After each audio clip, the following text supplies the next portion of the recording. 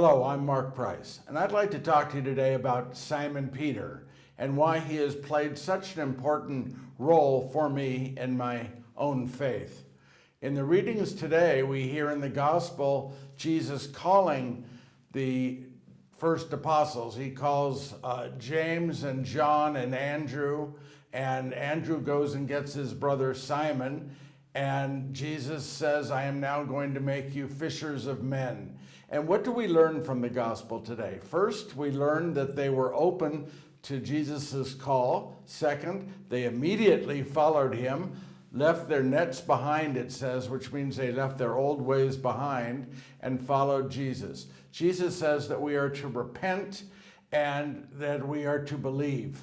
Well, repent means change. They certainly did change. They left their old ways behind. They left their nets behind. They changed and they followed Jesus. And when it says believe, what does that mean? It means that we have to do more than just say we believe. We have to act in a way that we believe. Jesus says that when we repent, it is to change, to become a different person. And that's what it means to be a follower of Jesus. I have been performing Simon Peter for 40 years now, actually 41 years. I started performing him in 1983.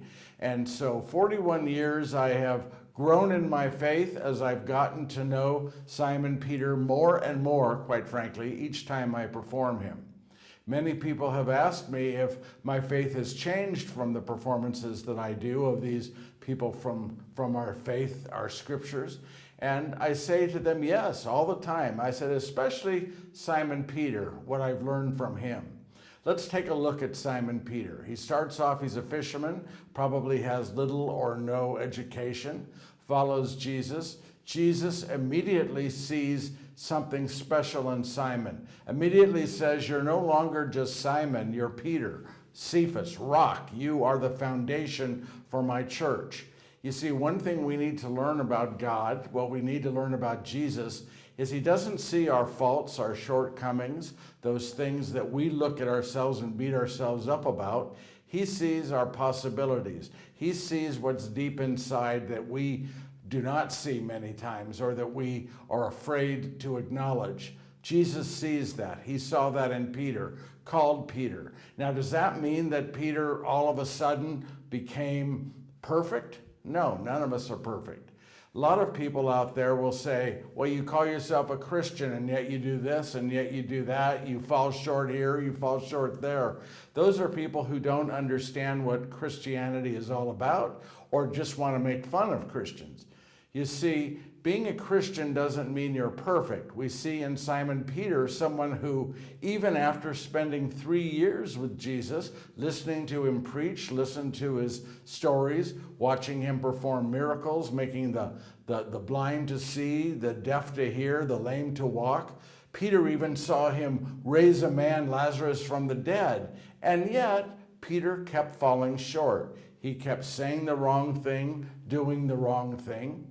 Even on the night before the crucifixion, right after Jesus is arrested and beaten, Peter denies him, says, I don't even know the man. I don't have any idea who he is.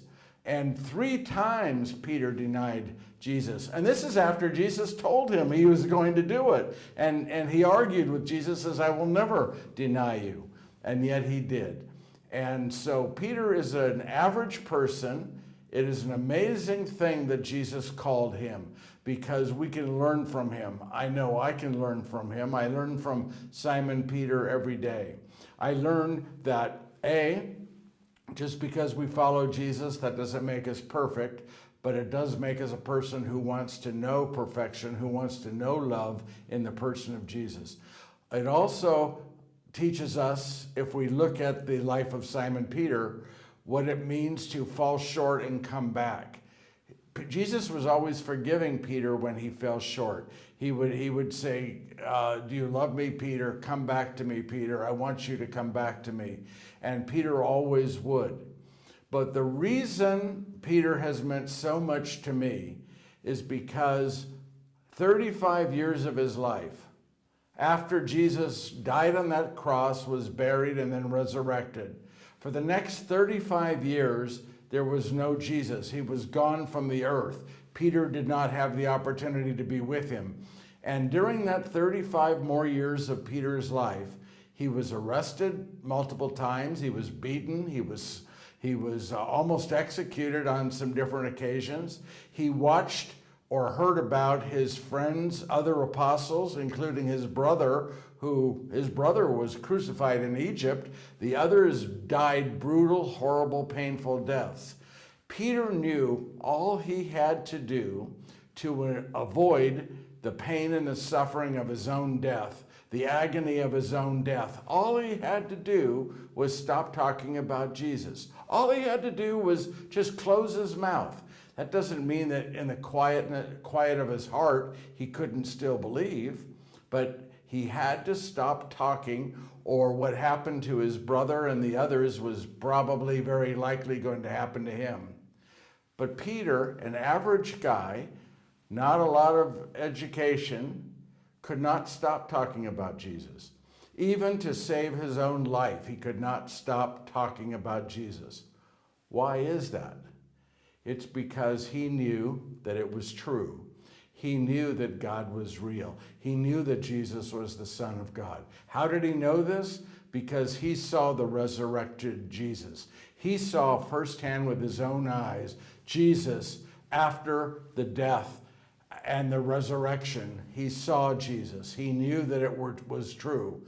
So even though he kept falling short and kept failing, because he knew it was true, he could not stop talking about it. He could not stop going to the ends of the earth to let people know who this Jesus was. So why was he important to me in my faith? Because it taught me that no matter how many times I fail, no matter how many times I fall short, that this Jesus, the Son of God who died on that cross for me, is real. He did die, he was resurrected, and he has prepared a place in heaven for me and for you. So Simon Peter, we can learn from his story in today's gospel of being called by Jesus, leaving his nets, his old ways behind and following him, and said, yes, I will now become a fisher of men, is a lesson for all of us. I thank God for the last 41 years of performing Simon Peter and getting to know him in my mind and in my heart. This is Mark Price. Thanks for listening.